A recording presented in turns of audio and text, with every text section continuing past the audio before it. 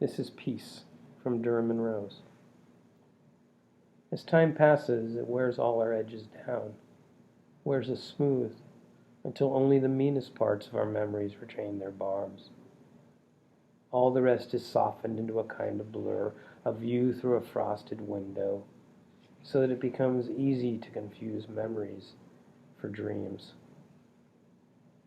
It was a warm day. Rain had fallen the night before, and that smell and the dampness of it seemed to hang in the air just to enfold me.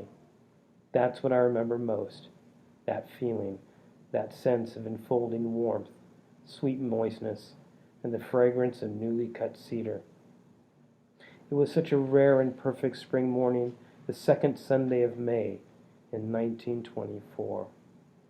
That was the day I stepped down from my final train, the one that had brought me home at last, the one that had brought me home for good. My second homecoming, after all those displaced years away from Eden and the paradise from which I had fled. But there was no angel there to stop me, no flaming sword to ward me off, and nobody seemed at all surprised to see me that morning, slowly walking down the Main, which, of course, is as such things should be when a veteran at last comes home to stay.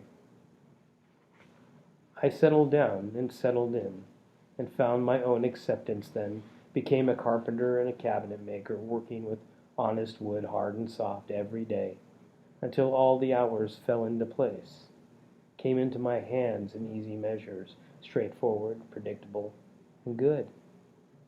I slept in my own old bed, and ate my meals in the company of friends, and maybe I did drink more than I should have, but I rarely drank alone or in anger. There were suggestions after a time of marriage, of course, offered with the best intentions, but I never married, and I suppose it was from fear and some remnant of my lingering self-loathing that would not allow me to share those things I carried inside of me.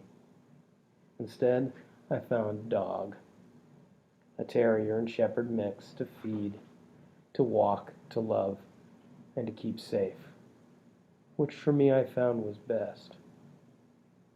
Time passed smoothly and softened still more of my edges. Pete became my boss at work, and he married his best girl, Sue, while Amy had the first of her two baby boys.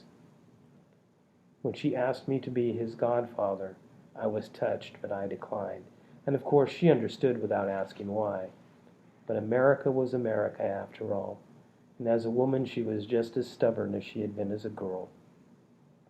And as always, she knew exactly how to get her way, and so when I said no, she only frowned and nodded twice. Of course, she said, and then named the baby Anthony Joseph Dury, after her father, after my brother, and after me.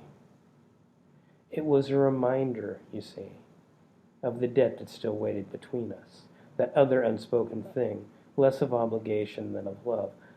For just as Eyre and Sabine had both saved me during the war, so in fact had Amy after. And in 1941, that debt came due, when Anthony Joseph Dury came to my door one evening, reminding me that I was a hero of the Great War, asking for my help, wanting me to convince his parents to let him enlist while still underage, or to sign the papers myself so that he could become a hero and serve in his own goddamned world war.